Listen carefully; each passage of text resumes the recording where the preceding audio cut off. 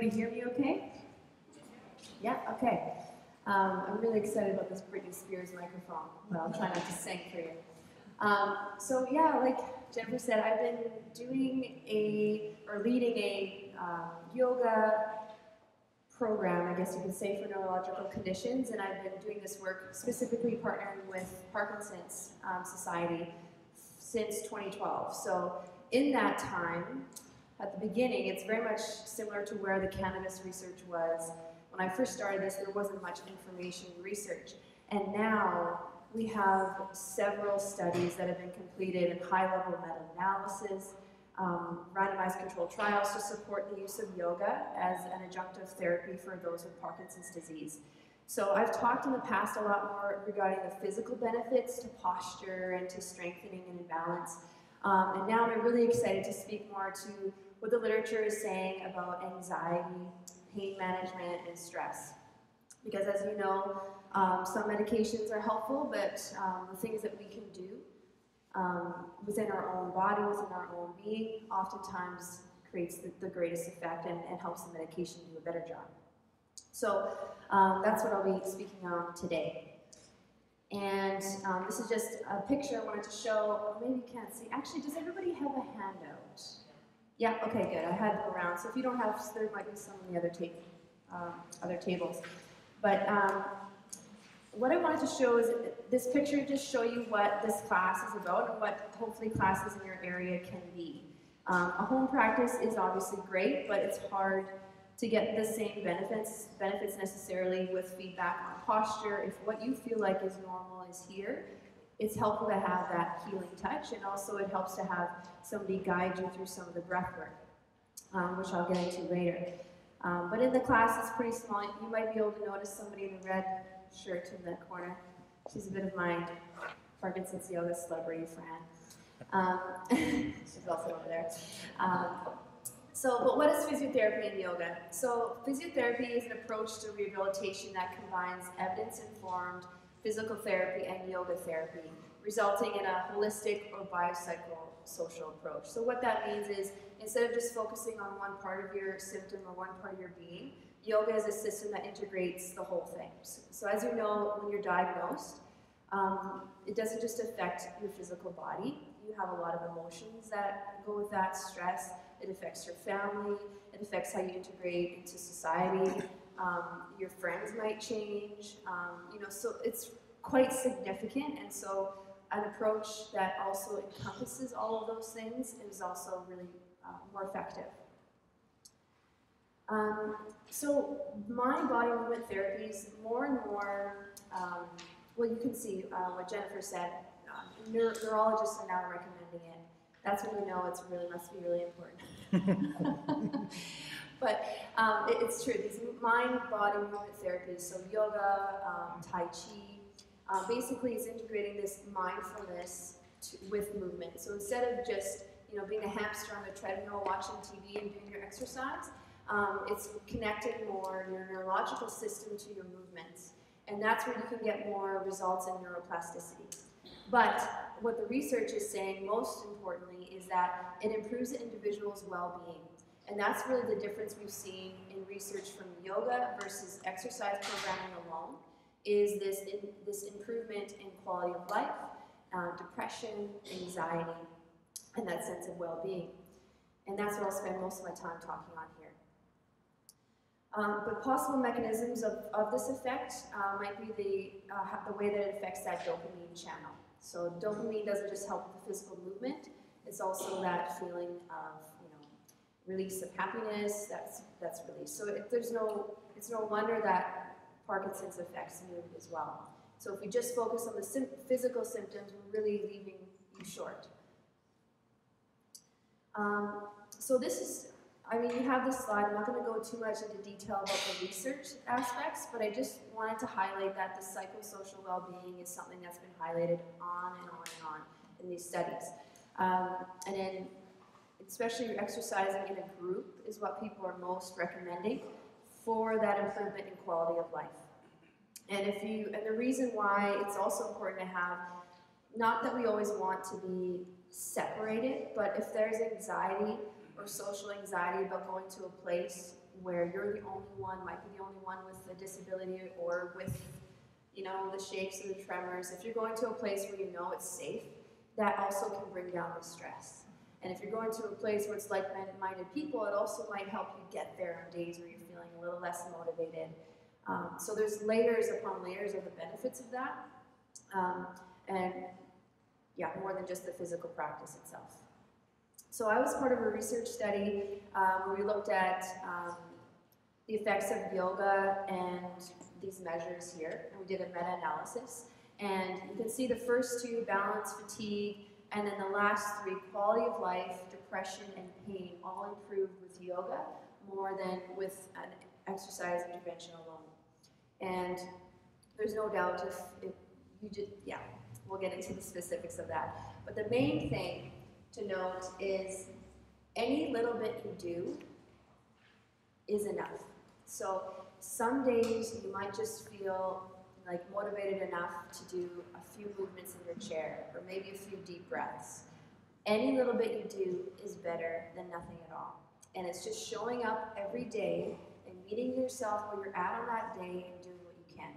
And this also goes for caregivers, because I know there's some caregivers in the room and it can be really challenging being on all the time and having the weight of that responsibility. And so this might be something you can do together that would benefit you both. And at the very least, maybe the caregiver does this practice that's in the manual there in the handouts. But one thing that yoga has been really helpful is in managing the stress response. And so we know that with the stress response, when that heightens, your physical symptoms increase. But also when we're living in the stress response, it starts to create and change these multi-systems in our body. So we can have elevated heart rate, elevated blood pressure. It can affect our immune response, but it also changes the hormonal expression in your body. So you have more cortisol, or that stress, stress hormone that creates more actually rigidity in your body. So what we want to do with the yoga practice is we utilize these tools that helps to downgrade the stress response and upgrade your relaxation response. And when life does get more intense and stressful when you have any form of disability, so you're going to be living at a higher level of stress already, and so we need to focus on practices that help to at least get us back down to maybe we were before, and if we can, maybe we can reduce that even more. So what the relaxation response does is it decreases that stress response, and it actually promotes the release of dopamine and other hormones that are relaxing and those pleasure hormones. And it can increase your immune function, and it slows down your breathing rate, your blood pressure. If you've ever experienced a feeling of relaxation, you know how that feels. So we're going to take a moment and experience a moment of relaxation now, but not sleeping. Is anybody cold here? Yes, I'm quite chilled as well. That's hard to be relaxed when you're holding your body like this. So let's actually stand up first, get our blood moving. I know you're standing, but we'll do this again. So just bring your arms beside you, and if you need to use the chair, then place your hands on the chair or on the table. What I'd like you to do is make yourself as stable as you need to feel comfortable here. Everybody shrug your shoulders up. Feel what that feels like. We don't want to live here. And now let your shoulders come down. Okay, now we're going to breathe. Take a breath in through your nose and out through your nose. One more time. Deep breath in through your nose. Breathe as much as you can in. And now exhale all your air out. Keep exhaling, exhaling, exhaling, exhaling. Okay, and now you can have a seat again. And just doing that once a day, maybe once an hour, it seems so minimal, but it makes a difference. So many of us breathe in this area in our body, and we constantly do shallow breathing, we call it shallow breathing. Now that also happens from this posture. And so obviously through the physical practice, we try to improve posture. But if you are more conscious of taking a deep breath, you will naturally sit taller.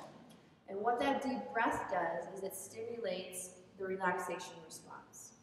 What the shallow breath does is it stimulates the stress response. So let's place our hands on our belly. And let your shoulders come up, and then relax them down. You can lean against the backrest, that's fine. Now close your eyes. Let your belly relax, so don't worry, no one's staring at your belly. Then take a breath in, breathe into your hands. And now exhale, let the breath come all the way out, belly button towards the spine. Breathe in again, breathe into the hands are distend. Then exhale, hands draw into the belly, belly button to spine. One more time, as full as you can with your own breath rate. Now exhale all your air from the bottom of the out-breath. And then relax your hands and just breathe normally. So just a simple guided breath work like that. Already, hopefully you can feel there's maybe a little less tension in your body, a little less tension in your shoulders. But notice how much unconscious tension is in our body when we're just not aware of it. So what we would try and do in the yoga practice is bring that tension to the conscious mind, or you call it mindfulness, to help relax the body. And then you can start to create the changes you want through endogenous hormones, or the hormones that exist within you. So this approach also is what helps with pain management. Is there anybody here that's experienced physical pain? Okay, everyone's actually going. Okay. Now, is there anybody that has experienced some physical pain related to Parkinson's disease? Yeah. Does anybody want to share what that pain is like, or where you feel your pain? Yeah. Go ahead. Occasionally, I have dystonia with Parkinson's on my shoulder, locks up. If I try to move, it's quite painful. Yeah. So he mentioned he has some shoulder stiffness or from the dystonia. From the muscle rigidity and movement, it creates some locking in your shoulder. Is that fair? Yeah. So that's the most common cause is the muscle rigidity or stiffness that creates that pain, and lack of circulation, lack of proper movement. So what we do with this pain pathway is through that relaxation response, the goal is to reduce the muscle tone or that muscle tension. So that hopefully you felt alone just doing a simple shoulder circle. And if you can do just a belly breath, that also can help downgrade that muscle tone. So usually there's a physical cause for pain, but sometimes there's a neurological reason for pain, and it's more like a sensitization of pins and needles in your hands and feet, either from a pinched nerve or more systemic issues. And when that happens, especially, some of the yoga tools are really effective in blocking some of these pain pathways. And the pain pathways are similar to those stress response pathways. And usually when stress is heightened, pain is elevated. So if we can elevate the relaxation response, we can help with managing pain and reduce the rigidity. So that's just what I stressed here, and if you want to highlight this or fold this page over, this is really the heart of what the research says and what we try and do and I try and do with everybody in our practice every week. So we try to calm the nervous system and improve muscle length and tension relationship. You can get more out of your body when you're moving through that relaxation response than when you're moving through a stiff stress response. That's just common sense, right? But it's how do we get out of this pattern and get into this relaxed space. That's easier to do in a guided situation, but there are some tools that I put in there that we'll go through next to help you do this at home. But if you take anything away from this presentation, I hope it's that you're going to breathe deeper into your belly and become aware of your tension patterns, whether that's tension in your jaw, hiking your shoulders up, we all do it. And so can we relax a little bit more in the day? I know we say we don't have time for our own self-care, but if you don't make the time, even 5 seconds, 10 seconds to take a breath, no one's going to do it for you. And so we have to kind of step up and put ourselves first sometimes, especially as caregivers, and then take some ownership a little bit of trying to find solutions within ourselves that we can control. So if you have time during commercial, try not skipping through a commercial and do a few deep breaths. Who's in the hockey playoffs? I should know this. Yeah? Okay, that's still on? Okay, good. I'm joking. But no, so if you're watching hockey, you could be doing some deep breathing, especially if your team's losing, do a lot of deep breathing.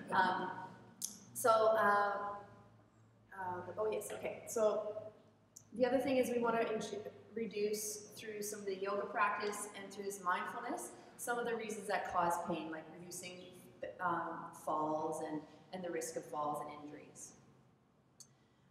So this is just, I'm not going to go into this in detail. Oh yeah, I'm getting close on time. Okay.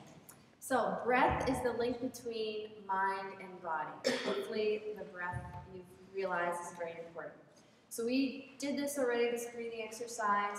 It's really trying to get, if you have a pen, you might want to write this down if you're into this. You want your exhale to be twice as long as your inhale. So if your exhale is twice as long as your inhale, you will be inducing the relaxation response. And we try and breathe in and out through the nose, unless you have allergies or you can't breathe through your nose, because it helps to slow the path of air. It warms the air and moistens the air, so it's easier for our body to take in the oxygen. And so in yoga, we say the nose is for breathing and the mouth is for eating. And so we try and breathe in and out through the nose. And this is, again, for your home practice. I put the active stuff in the beginning so that you can quickly reference it. Now, one little tip I put here is to try and find the edges of your breath. And what that little cue does is it keeps your mind from going, oh, squirrel. Oh, yeah, I'm supposed to be breathing. Oh, squirrel. You know, so you want to come into your full focus of your breath. And eventually, your breathing becomes interesting. At first, it seems really boring and annoying. But once you start to master the thoughts going around and around in a loop, then you can bring that loop back to your body, back to your breath. So I encourage you to give your mind something to focus on. And that's what meditation is giving your mind a single pointed focus instead of it being on that loop pattern of worry or fear or what's next and the unknown. The loop starts to become on the present. I'm looping and I'm just focusing on what I can do right now. I'm breathing. And then it really does slow down and you can think more clearly. So try and find the edges of your breath and find the top of the inhale and the bottom of your exhale. And without stress, without strain, so it's not, if you're a really competitive person, I used to do sports, and when I first started yoga, I tried to go to the Olympics on breathing. It was just, I'm gonna inhale as deep as I can and exhale as long as I can, and I was just stressing myself out. So you shouldn't be breathless, you shouldn't be, tense. It's just trying to find the top of your inhale and the bottom of your exhale.